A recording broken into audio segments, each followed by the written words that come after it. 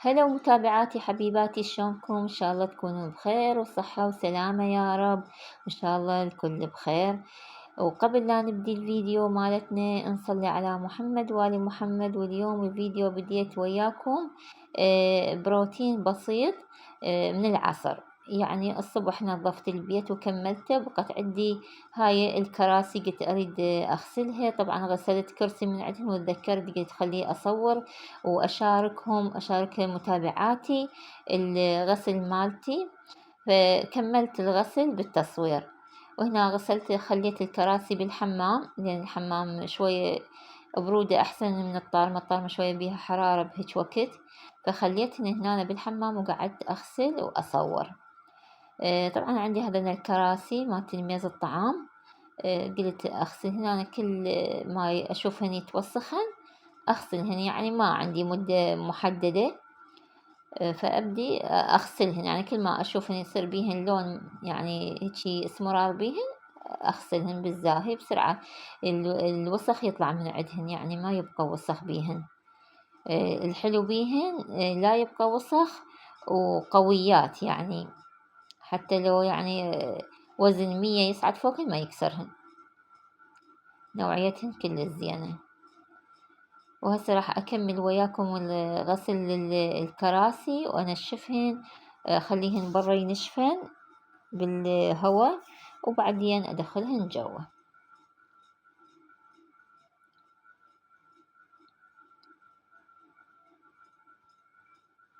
وبعد ما أكمل غسل الكراسي راح أبدي وياكم أسوي العشاء. هنا عندي راح أسوي وياكم كباب الدجاج.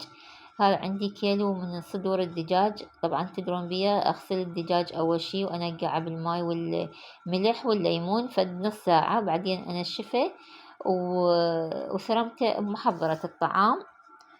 ثرمته يعني هو الكباب لازم ينثرم ثرم ناعم. هسه ثرمته هيجي مثل ما تشوفون، هذا ثرمته هيجي يعني خليته بالمحضرة ضربة ضربتين صار هيجي ناعم على السريع.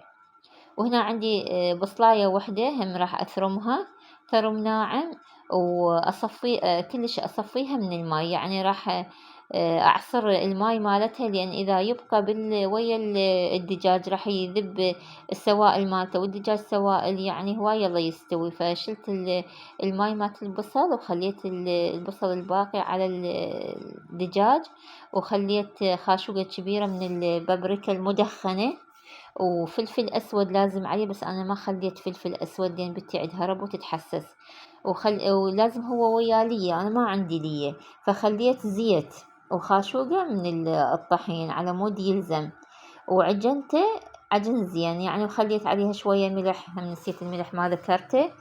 وهسه راح أعجنها عجن زين لحد ما يتلابس ويا كل المكونات اللي خليتها ويا اللحم الدجاج، وأعجنه وأكوره حتى ما بعدين أخليه بصينية بيها ورق زبدة، لازم بيها صينية ورق زبدة حتى لا يلزق، وهو طبعا ما يلزق لأن خليت وياه زيت بالعجن، ولالية بعد يصير أطيب.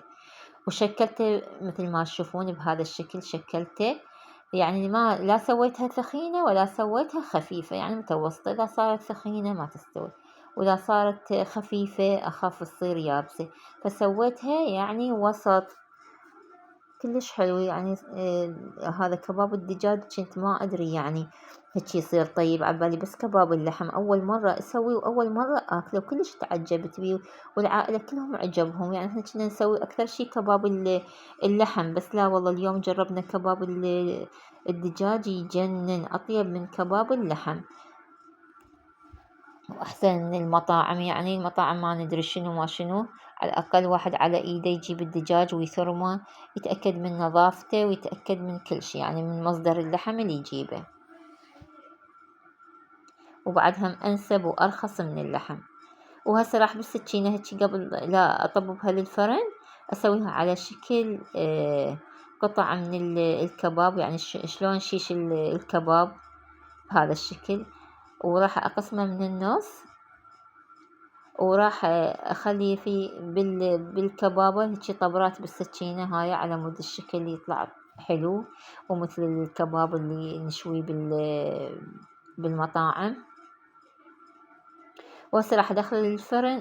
قبل لا ادخل الفرن، هذا الماي مالت البصل اللي عصرته راح اخلي عليه شوية سماق وشوية زيت واخلطه واخليه على الوجه مالت الكباب، حتى هم يعطينا لون حلو ويتنكه بنكهة البصل ونكهة السماق. وهسه راح ادخل الفرن على درجة حرارة 200. اخذ وياي وقت نص ساعة، شعلت الفوق والاسفل سوية. وهو بالفرن قلت خلي اشوي الطماطة، خذت من هاي الطماطة وشويتها على الطباخ. وهسه هذا طلعته من الفرن وشوفوا شكله النهائي. طبعا سويت من عنده لفة، دا اشوفكم شلون الكبابة يعني ترفة ومو يابسة. وشويت هاي الطماطة وقصيت وياه بصل وخليت وياه طرشي وسويت حمص بطحينة بإيدي وسويت بيها حركات المطاعم مثل ما تشوفون هذيك حمص بطحينة شلون طيبة. وهسه من بعد ما كملت شوي الكباب وردت ارجع الكراسي من اللي ميز الطعام، فقلت قبل لا ارجعهن راح نكته شوية من التراب وانظف الغراض اللي عليه. نكته وخليت هذن الغراض اللي عليه وراح ارجع الكراسي نفس ما كانت. وصلت إلى نهاية الفيديو، أتمنى عجبكم الفيديو. إذا عجبكم الفيديو لا تنسوني باللايك والتعليق، وإذا أول مرة تزورون قناتي أتمنى تشتركون بقناتي وتفعلون جرس الإشعارات حتى تنزلكم الفيديوهات الجديدة.